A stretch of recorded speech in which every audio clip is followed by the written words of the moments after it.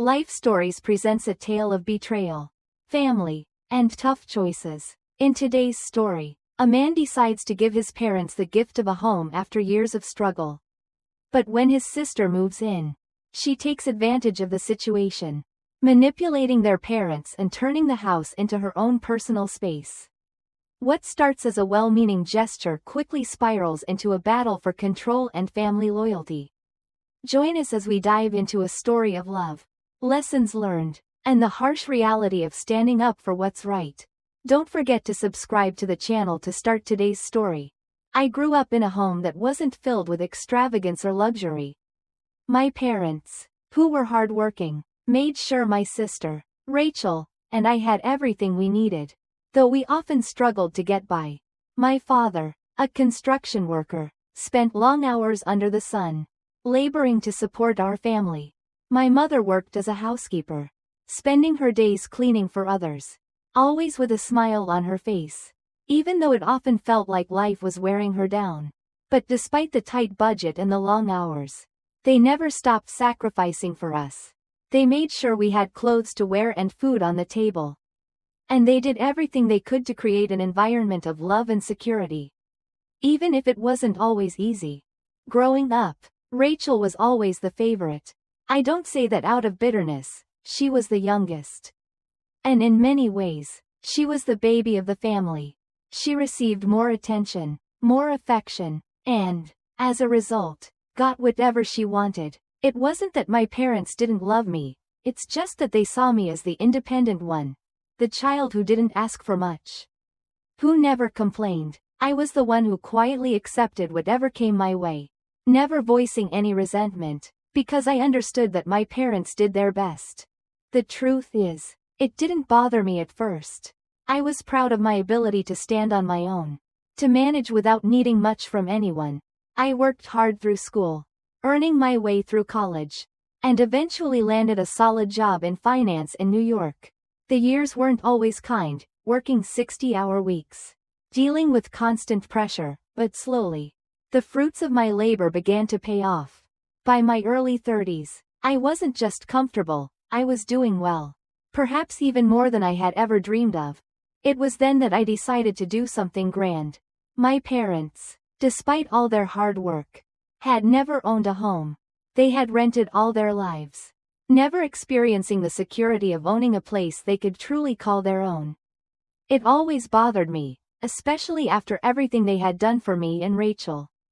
They deserved better. They deserved something stable. So, I saved up, scrimped, and sacrificed. I wanted to give them the gift of security, something they had never had. I bought them a house in a quiet neighborhood in a suburb outside Chicago. It wasn't a mansion, far from it, but it was a beautiful 3-bedroom home. Perfect for them. It had a large kitchen for my mother, a backyard where my father could tinker with his tools, and even a garage where he could store all his equipment. The moment I handed them the keys, I saw tears in my mother's eyes. My father, always the strong one, clapped me on the back with pride. For once, it felt like I had finally won their approval, like I was the favorite. Even just for a moment. It was a feeling I hadn't experienced before, and it felt good. But deep down, I knew the happiness wouldn't last forever. As time passed, the cracks began to show. But I didn't see them at first. I thought Rachel would be grateful for the opportunity to live in a comfortable home after years of challenges. Instead, it wasn't long before things began to shift. Rachel, who had struggled with yet another breakup, called my mom one day, asking for a favor. She had nowhere to go and needed a place to stay, just temporarily. She said, my mom begged me, and although I wasn't thrilled about it, I relented. Rachel was 28, perfectly capable of standing on her own. But I couldn't bring myself to say no. I trusted my parents, and I thought Rachel's stay would be brief. At first, things seemed fine. Rachel got a job at a nearby boutique, and she was on her best behavior, helping around the house, being polite, and not causing any trouble. But, like a slow tide, things started to change. Little by little, she began to take over. She redecorated the living room, throwing out my parents' old furniture and replacing it with pieces that suited her taste. She invited friends over regularly, turning the house into a party zone. My parents were okay with it. They said it was fine, that it was good to have family close. And I let it go. After all, it was only temporary. But as time passed, the house felt less like my parents' and more like Rachel's. She made it her own in ways I never imagined. The garage, which had once been my dad's sanctuary, became her gym. The guest room, once a place for visitors, was transformed into her massive walk-in closet. The changes didn't stop. Rachel had fully claimed the house. And my parents, who had always been there for me, seemed to be silently supporting her. That was when I realized something had gone terribly wrong. A year had passed since Rachel moved in, and I had grown more and more frustrated each time I visited my parents. The house, the home I had worked so hard to give them, had become unrecognizable. It felt more like a showcase for Rachel's ever-changing whims than the cozy, family-oriented home it was supposed to be. I couldn't ignore the fact that my parents, who had worked so hard their entire lives, had let their daughter take over. I understood that Rachel was going through a rough patch. She had been through several failed relationships. And I didn't blame her for seeking comfort. But she had gone too far. It was time to step in. When I arrived one weekend, the house felt cold and distant. My dad's tools, which used to be neatly organized in the garage, had been moved to make room for exercise equipment. The guest room had been overtaken by Rachel's shoes, clothes, and vanity. Every corner of the house seemed to have been rearranged according to her tastes.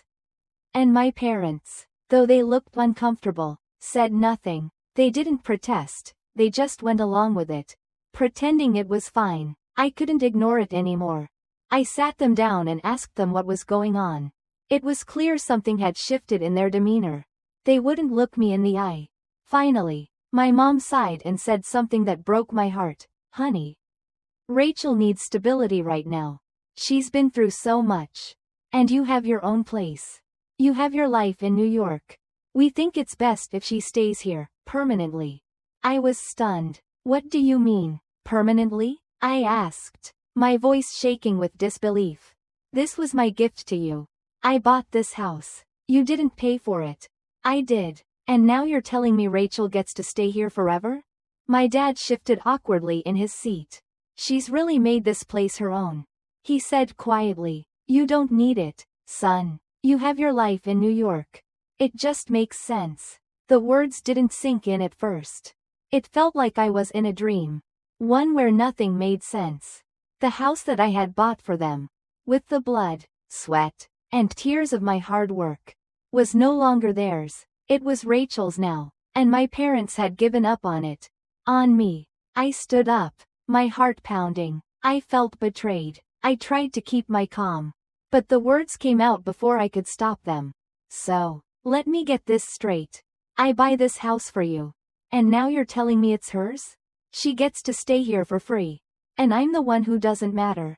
Rachel, who had been lounging on the couch with a glass of wine, smirked. "Oh my God. Relax," she said. "It's not like you live here. Mom and Dad want me here." She laughed, the sound harsh and smug. "Besides, what are you going to do? Kick me out?" I didn't answer her. I just smiled. And in that moment, I knew exactly what I was going to do. I walked away, leaving my parents and Rachel in stunned silence. This wasn't the end of the story. It was just the beginning. A week later, Rachel threw a massive housewarming party.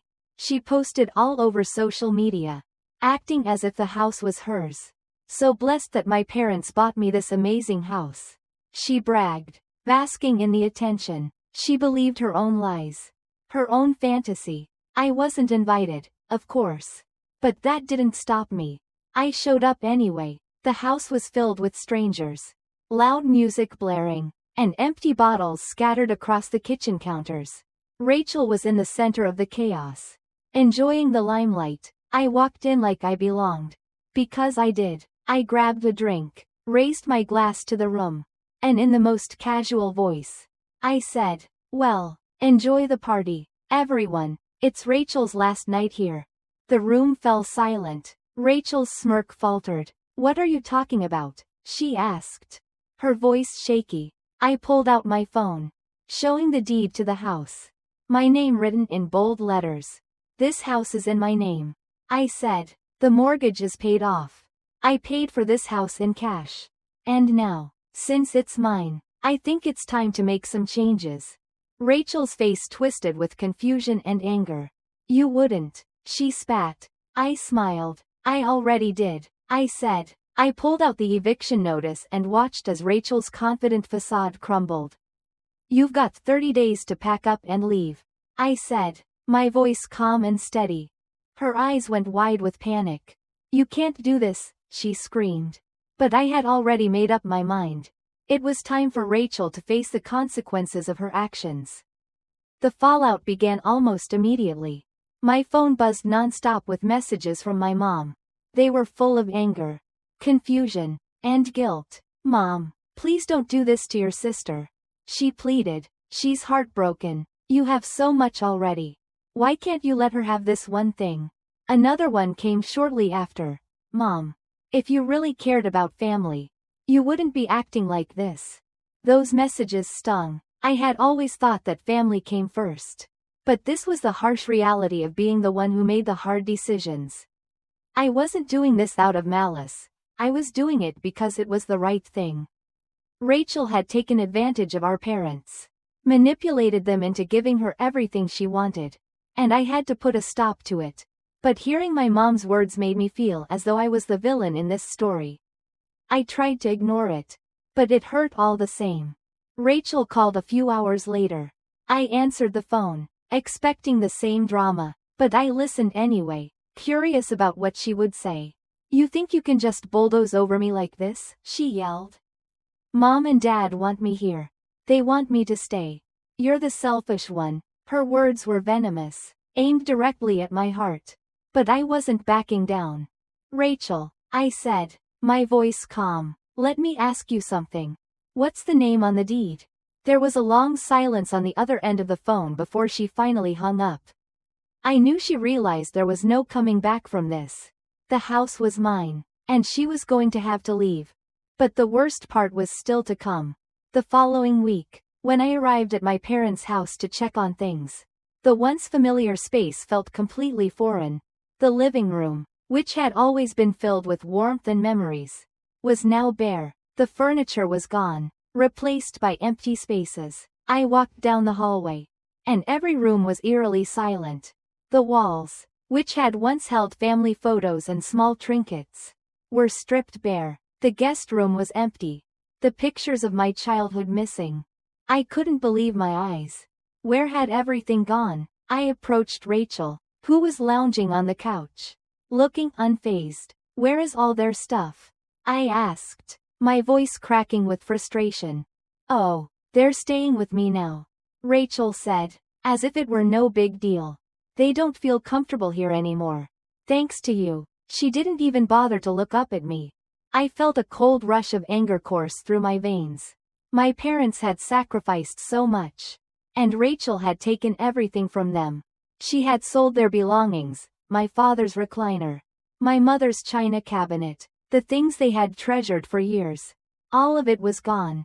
Just like that. Before I could say anything, she stood up, walked toward me, and smirked. You think you're the only one who can play this game? She taunted. You want me out? Fine. But I'm taking them with me. And trust me, they'll never forgive you for this. Her words were like a dagger to my chest. How could she do this? How could she hurt our parents like this? All for her own selfish gain?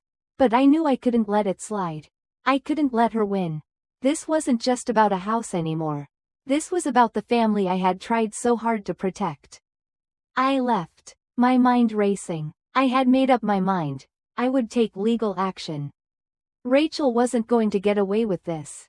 If she wanted to play dirty, I would teach her a lesson she'd never forget. I called my lawyer, gathered the evidence, and started the process. I wasn't about to let her destroy everything my parents had worked for. Everything I had worked for. I had never wanted to resort to this. But Rachel had pushed me too far. I would fight back, and I would win. This battle was far from over. In the end, Rachel's world came crashing down. The lawsuit, the financial manipulations, and the stolen items, everything she had done to betray our family was coming to light. When she realized there was no way out, her desperate attempts to save herself only made things worse. Her fake sob story on social media failed to gain sympathy from anyone. In fact, it only revealed her true colors to everyone around her. The final blow came when I discovered Rachel's hidden bank account, filled with money she had stashed away from our parents and me. She had been playing the role of a struggling victim while secretly hoarding funds and charging our parents rent. When I confronted her with the evidence, she couldn't deny it any longer. I filed additional charges for fraud and theft, making sure she was held accountable for everything she had done. Rachel tried to escape the consequences, but her lies caught up with her. She was evicted from her apartment, her financial secrets exposed, and even her landlord found out about the lies she had told. She ended up homeless and without any support from anyone. My parents, for the first time, saw her for who she truly was and moved back into the house I had given them. Without her, in the end, Rachel was forced to face the consequences of her actions. She was arrested for reckless endangerment and attempted arson when she tried to burn down the house in a fit of rage. As much as I wanted to help, I realized I couldn't save someone who refused to take responsibility for their actions. This experience taught me the harshest lesson of all. Sometimes, no matter how much you want to protect your loved ones, you have to let them face their own mistakes. And in doing so, you learn to prioritize your own integrity, even when it hurts. If you want to hear more stories like this, don't forget to subscribe to the channel for the latest life stories.